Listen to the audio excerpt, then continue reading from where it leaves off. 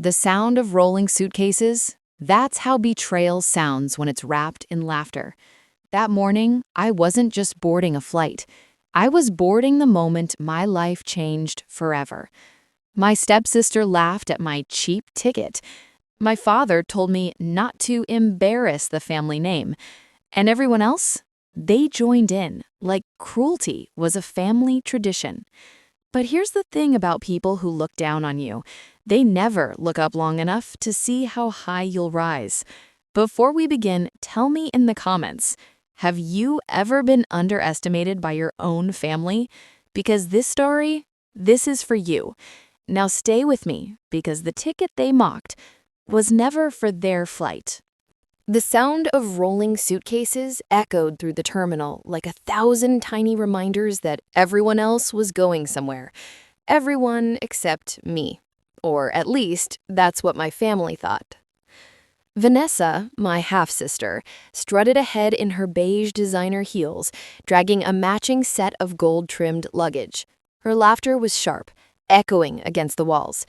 I could feel every pair of eyes turning toward us, toward her confidence and my quiet. "Clara," she said over her shoulder, her tone dripping in sugar and venom, "did you buy that ticket from a discount website again? You know, the ones that make you sit next to the toilets?" My father chuckled under his breath.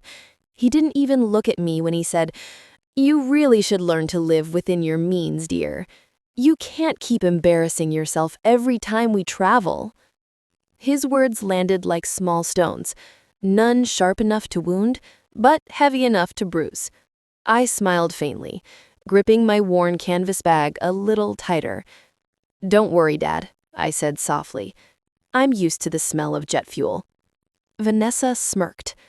"That's not jet fuel, sweetheart. That's poverty." The way she said it made the people around us chuckle.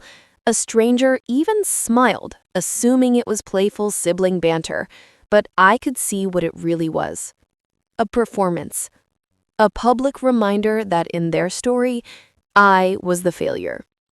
As they checked in for their first-class flight, I stood a few steps back, watching the reflection of their perfect family in the glass panels.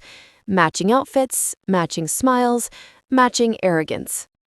When my father turned to me, his tone softened, but only for show. "You could have upgraded you know, but sometimes you need to experience life the hard way to appreciate success." I tilted my head slightly. Is that what this is about?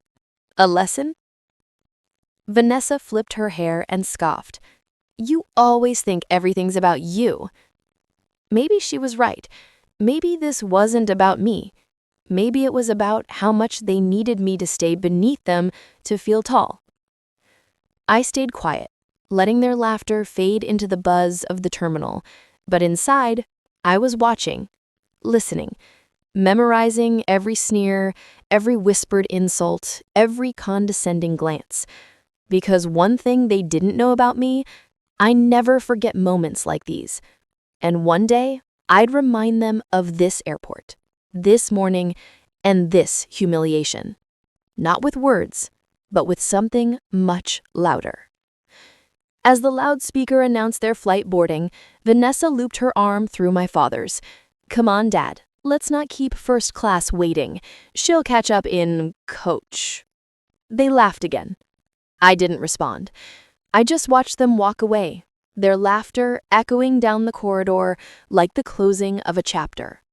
But what they didn't realize, mine was only just beginning. The airport was alive with chatter, rolling suitcases, and perfume trails. But for me, the noise faded behind the sting of laughter coming from my own family. Vanessa waved her boarding pass like a trophy, the golden "first class" printed in bold for everyone to see. "Careful, Clara," she said loud enough for nearby passengers to hear. "They might mistake your ticket for a bus pass."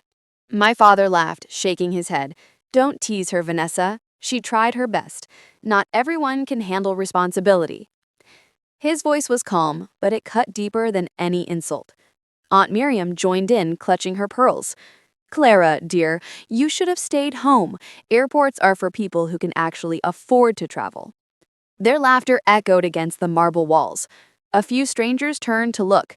My face flushed, but my voice stayed soft. "You're right," I said, adjusting the strap of my worn handbag. "Maybe I should have." Vanessa smirked.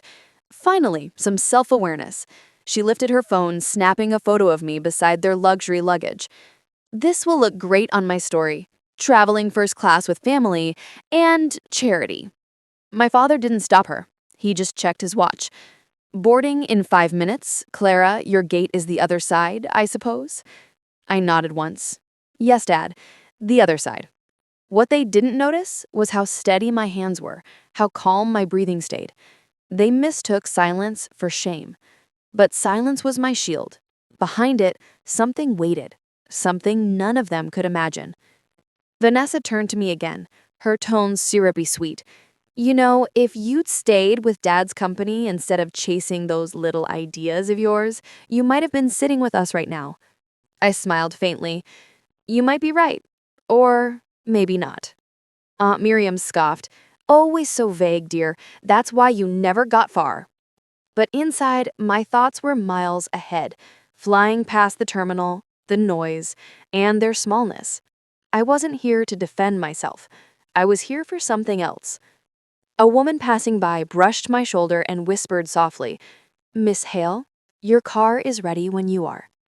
I nodded politely, pretending not to notice my family's quick glance. "A friend from work.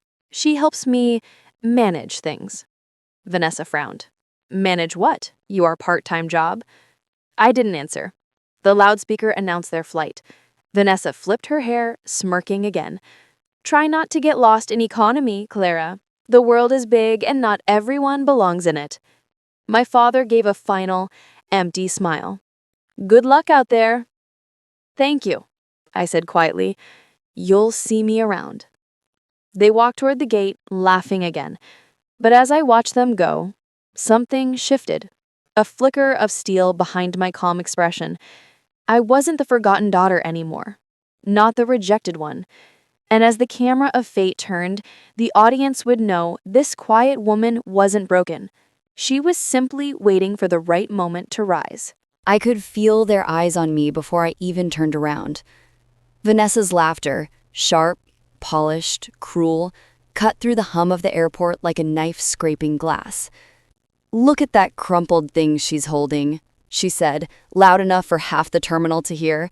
"Probably printed it herself. Maybe she's flying Imagination Airlines." Their father chuckled. My aunt joined in. It was like they'd rehearsed it, their rhythm of ridicule, perfectly synchronized, perfectly heartless. I looked down at the ticket in my hand. It wasn't fancy. No golden border, no airline logo, just plain, white, and simple. But it was real, and far beyond what they could ever imagine. I didn't flinch. I didn't fight back. I just smiled and said quietly, "It's not for this line." Vanessa tilted her head. "Oh, and what line is it for, exactly? The Fairy Tale Express?" Their laughter exploded again. People turned to stare. I could see strangers whispering, pitying me, the poor sister, dressed in thrift store clothes, standing beside a family that looked like they've stepped out of a lifestyle magazine. But what they didn't know was that humiliation sometimes has its own music, and if you listen long enough, it starts to sound like victory warming up backstage. Then, from the corner of my eye, I noticed a uniformed officer walking towards us. Straight posture, calm expression, holding a sleek black tablet. He stopped right in front of me and said, in a professional tone that silenced everything around us, "Miss Clara Wells, your jet is ready." The word jet echoed through the air like thunder rolling across glass. For a second, nobody moved. Vanessa's smirk froze mid-air. My father blinked twice, as if trying to translate what he'd just heard. I met their eyes, one by one, and then I simply said, "Oh, right. Thank you. I was wondering when we'd be cleared for takeoff." The crowd that had been laughing began murmuring. Phones came out. Vanessa's hand dropped from her hip. Her designer sunglasses couldn't hide the shock. As I walked past them, the sound of my heels on the polished floor became the only noise in that stunned silence. Behind me, I heard my aunt whisper, "She said, jet?" Yes, jet. Mine. And as I handed my plane ticket to the officer and followed him through the private gate, I didn't need to look back to know that for the first time in her life, Vanessa wasn't laughing. The automatic doors slid open, and for the first time that morning, I could finally breathe. Behind me, the noise of the terminal faded like a bad memory. Ahead of me, sunlight spilled across the runway, turning every silver wing into a mirror of the sky. The officer led me toward a sleek, white private jet waiting quietly on the tarmac. No crowd, no commotion, just the low hum of the engines and the faint scent of jet fuel mixing with the morning air. For years, I'd been told I didn't belong, that I was the other daughter, the mistake my father never planned for. But right there, watching the crew open the jet door for me, I realized something. Belonging isn't something they give you, it's something you take back when you stop needing their approval. Behind the glass of the terminal, I could still see them. Vanessa, her mouth slightly open, trying to piece together a reality that didn't revolve around her. My father, confused, embarrassed, maybe even afraid of what he didn't know about me. I didn't wave, I didn't smirk. I just adjusted my bag on my shoulder and walked up the steps. "Good morning, Miss Wells. Would you like your usual tea before takeoff?" My usual. It was such a small phrase, but I knew it would burn in Vanessa's mind forever. I smiled. "Yes, thank you. Jasmine, please." As I settled into the soft leather seat, the cabin lights dimmed slightly. My reflection in the window wasn't the same woman who had walked into that airport, shoulders tense, voice quiet, carrying a lifetime of being looked down on. Now I was calm, grounded, untouchable. The engines began to roar. The jet rolled forward, smooth and powerful. Through the glass, I caught one last glimpse of Vanessa and my father standing frozen. For once, their silence was louder than all their laughter combined.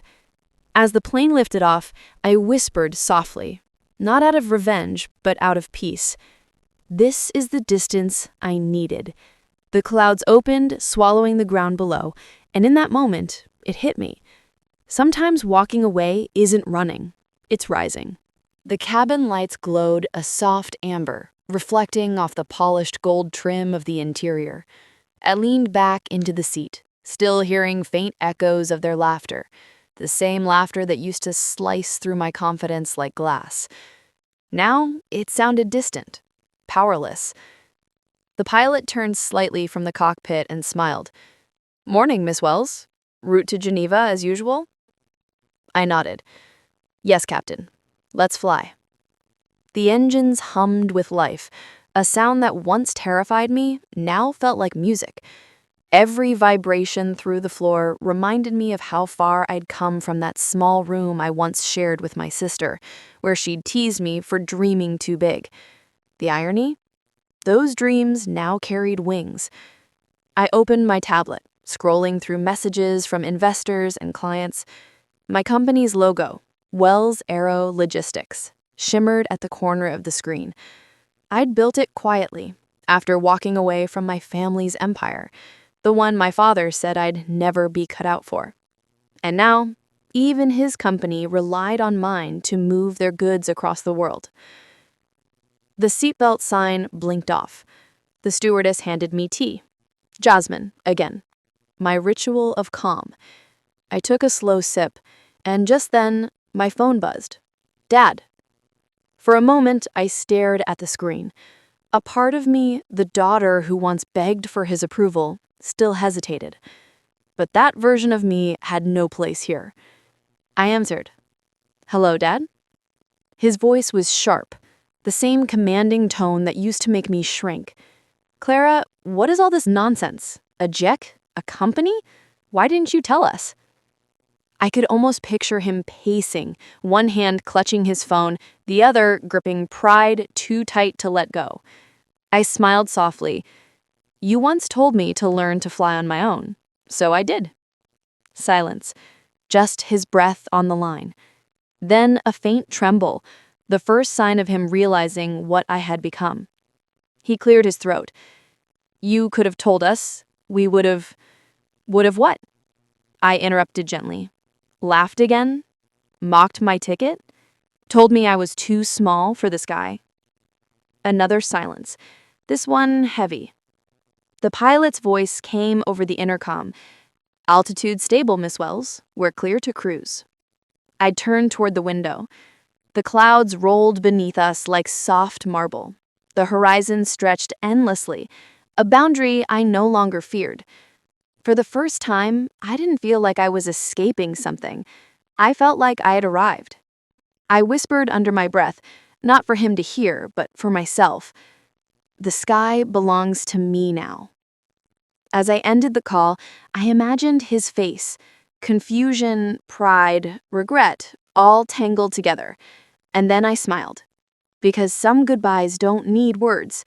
They just need altitude. The engines roared like thunder beneath me. Not angry, not wild, just powerful, controlled. Exactly how I felt inside. I could still see the airport through the glass, small now, shrinking beneath layers of cloud and distance. Somewhere down there, my father was still holding his phone, waiting for me to pick up. I didn't. For years, I had chased his approval like oxygen, but sitting here, wrapped in quiet luxury and peace I built with my own hands, I realized I no longer needed to breathe the air of his validation. I chose silence instead.